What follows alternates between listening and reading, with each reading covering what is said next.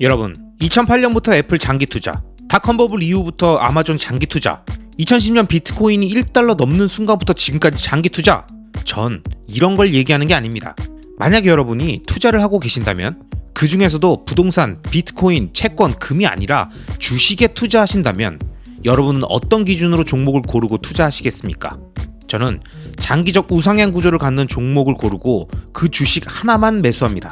그렇다고 앞에서 말씀드린 것처럼 그 주식이 급격히 오르기 직전부터 투자를 해야 한다고 말씀드리지 않습니다.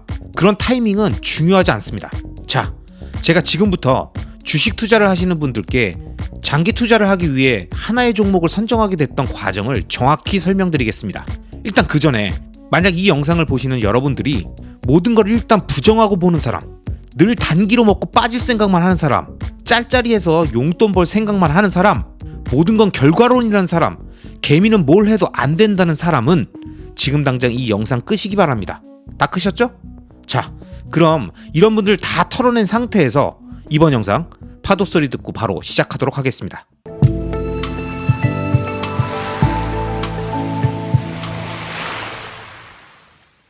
여러분, 저는 비트코인, 테슬라, 서울부동산에 투자하는 BTS 투자자입니다. 그리고 각 자산마다 속성이 너무나도 다르기 때문에 투자에 접근하는 방식도 다릅니다. 그럼 전 세계 수많은 종목이 상장되어 있는 주식시장에서 최고의 종목을 찾아내는 방법은 뭘까요? 물론 제가 말씀드린 최고라는 건 어떤 투자를 할 때인가에 따라서 다르겠지만 저는 장기적 우상향 구조를 갖는 주식을 오래 투자하며 리스크를 시간에 녹여 수익으로 치환하고자 하는 사람이기 때문에 장기 투자자 관점에서 설명드리겠습니다. 자, 주식 장기 투자라고 하면 보통 기간을 중심으로 이야기하는데 1년에서 3년은 단기, 5년 정도가 중기, 7에서 10년 정도가 돼야 장기 투자라고 볼 수 있겠죠? 이유는 금융시장의 사이클이 참 희한하게도 보통 10년 정도로 움직입니다. 1997년 IMF, 2008년 글로벌 금융위기, 2010년 글로벌 팬데믹, 그쵸? 그럼 내가 만약 단기 투자를 1년에서 3년 정도 하는데 10년 사이클에 안 좋은 타이밍이 시작했다면 그럼 3년을 투자하고도 손해나 본전일 수 있습니다. 근데 5년 중기로 투자했다면 전체 기간 중 절반의 시간을 시장에 참여하고 있었으니 수익 구간일 확률이 높겠죠? 그리고 만약 내가 10년을 투자했다면 그럼 그 어떤 시점에 걸렸더라도 긴 하락과 높은 상승 구간을 모두 다 경험했을 테니까 그 과정 속에서 지속적으로 DCA, 즉 적립식 매수를 해왔다면 리스크를 시간에 녹이기 충분한 시간이라는 거죠. 그렇기 때문에 장기 투자자라면 최소 7에서 10년은 시장에 참여하신다는 생각으로 주식 투자를 시작하셔야 합니다. 그런데 만약 10년을 들고 있더라도 장기적 우상향 구조가 아닌 걸 갖고 있었다면 그 투자는 망한 거였겠죠? 리스크를 시간에 녹이려고 했더니 계좌가 녹아버릴 수도 있습니다. 그렇기 때문에 주식 투자에서 가장 중요한 게 종목 선정입니다. 그럼 어떻게 장기적 우상향 구조를 갖는 좋은 주식을 찾는가? 이게 우리에게 남은 가장 중요한 핵심일 텐데요. 여기서 저는 저만의 기준을 몇 가지 갖고 있습니다.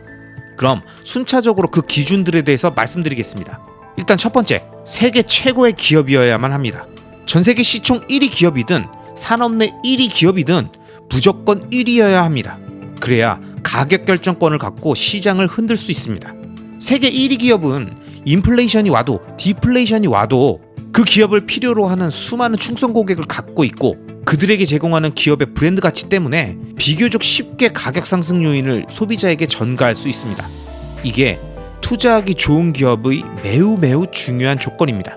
그리고 세계 1위 기업에 투자하는 것이기 때문에 한국 주식이 아니어도 됩니다. 한국이든 미국이든 중국이든 어디든 자신이 원하는 분야에 세계 최고의 기업이 있다면 그 주식시장에서 그 기업에 투자하면 되는 거예요.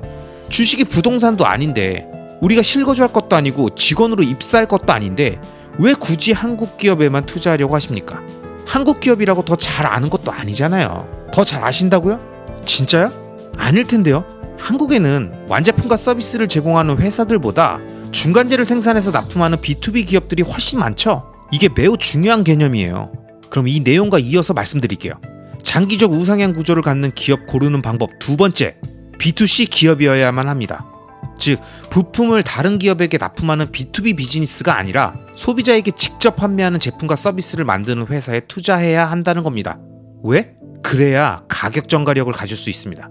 원자재 값이 오르면 인플레이션이 발생하고 기업은 제품 생산의 원가가 상승합니다. 서비스 기업이더라도 결국 시간차를 두고 인플레이션으로 인건비가 상승하기 때문에 동일하게 타격을 봅니다. 그럼 이때 세계 1등 기업은 높아진 원가를 충성스러운 고객들에게 전가시킬 수 있습니다. 가격을 높여도 충분한 수요를 끌어낼 수 있는 브랜드 파워와 충성 고객이 있으니까요. 하지만 B2B 기업은 다릅니다. 이들은 완제품을 판매하지 않기 때문에 기업들을 대상으로 쉽게 가격을 전가할 수 없습니다. 그렇기 때문에 대부분의 B2B 기업들은 늘 마진이 박한 경우가 많습니다. 그리고 B2B 기업들은 그 기업의 판매 추이와 실적, R&D 상황들을 전적으로 애널리스트에게 의존할 수밖에 없죠. 우리가 직접 사용하는 제품이 아니고 길가에서 볼 수 있는 것도 아니다 보니 기술에 대해 들어도 잘 모르고 실적 추정치도 눈에 보이는 제품이나 서비스들이 아니니까 우리가 확인할 길이 없잖아요. 그러니까 증권사가 그렇다면 그런가 보다, 아니라면 아닌가 보다 라고 한다는 거죠. 그런데 B2C 기업은 다르죠.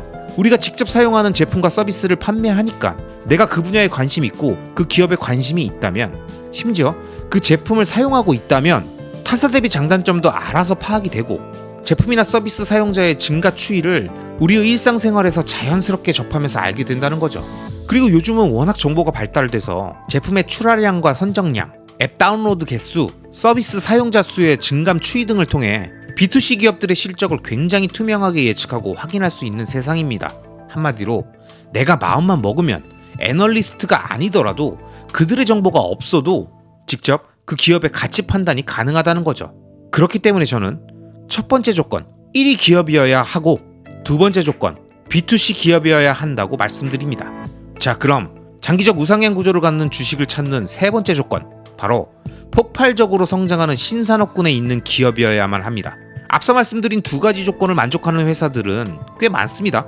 하지만 이 세 번째 조건을 만족하는 기업은 확 줄어듭니다. 근데 왜 폭발적으로 성장하는 산업에 있어야 하느냐? 이게 궁금하실 텐데요. 많은 분들이 알고 계시겠지만 주식의 가격이 오르는 요인은 크게 실적, 그리고 시장 전반의 유동성, 이 두 가지에 있습니다. 근데 시장의 유동성은 기업 본연의 특성이 아니니까 제외하고 기업의 실적이라는 부분은 경기의 영향을 굉장히 많이 받습니다.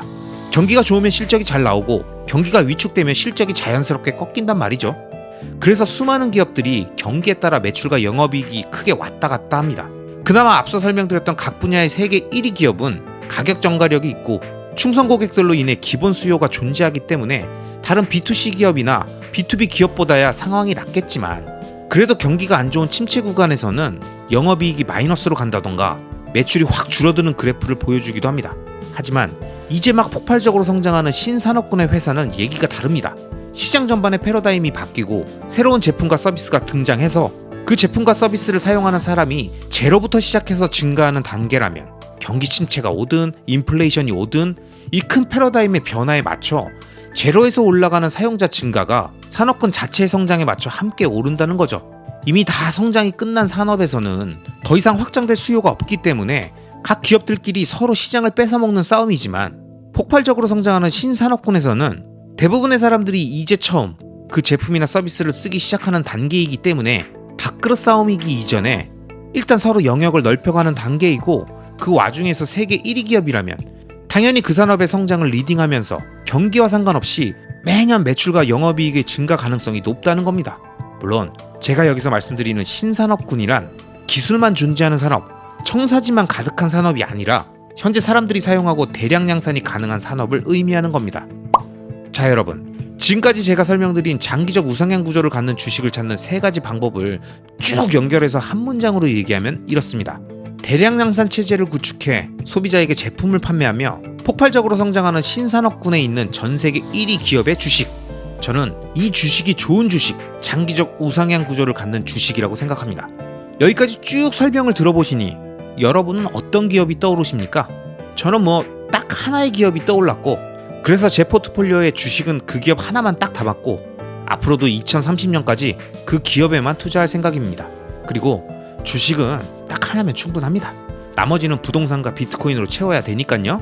아무튼 지금 여러분 머릿속에 떠오르는 그 기업이 무엇이든 세 가지 조건을 모두 충족한다면 그 기업에 장기 투자하실 경우 여러분의 투자 성공 가능성은 매우 높아지실 겁니다. 많은 분들이 눈치채셨겠지만 이 영상에서는 의도적으로 보다 세밀한 기업적 요소를 다 배제하고 굵직한 개념들만 설명드렸습니다. 혹시라도 제가 특정 기업으로 몰아간다는 인상을 드릴 수 있으니까요.